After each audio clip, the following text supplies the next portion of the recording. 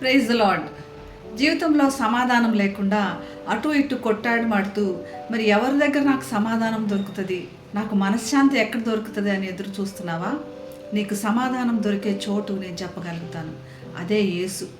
యేసు దగ్గర సమాధానం ఉంది. ఆయన ఈ లోకంలో పరిచర్య చేస్తున్నంతసేపు కూడా సమాధానంనే, శాంతినే బోధించాడు.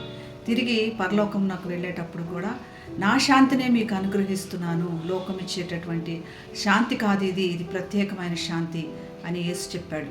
ఈరోజు వాక్యాన్ని చదువుకుందాం. యెషయా గ్రంథము 26వ అధ్యాయము 12వ వచనం.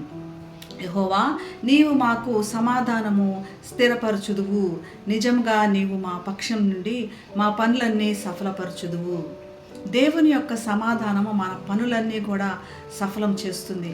ఆయన మన పక్షమున ఉంటాడు అని దేవుని వాక్యం ఖచ్చితంగా చెప్తుంది.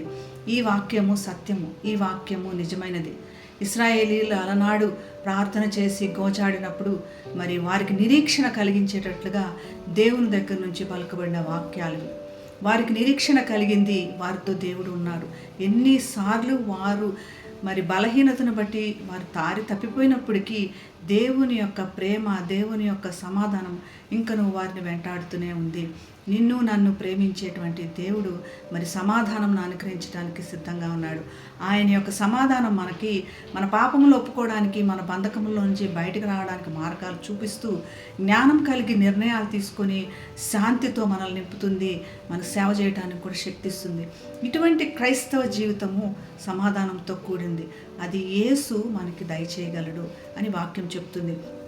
దేవుడు మన పక్షంలో ఉన్నాడు. మన కార్యములన్నీ పరిపూర్ణంగా మన జీవితంలో జరిగినట్లు చేసేది కేవలం యేసు ప్రభు మాత్రమే.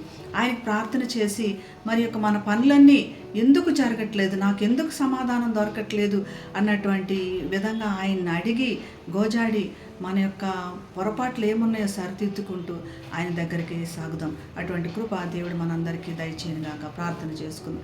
మహాగరుడైన యేసయ్య, నీకు వందనాలు ప్రభా. మాకు సమాధానం ఏర్పరిచావు. తని మా పక్షమున ఉన్నవాడు నాయన.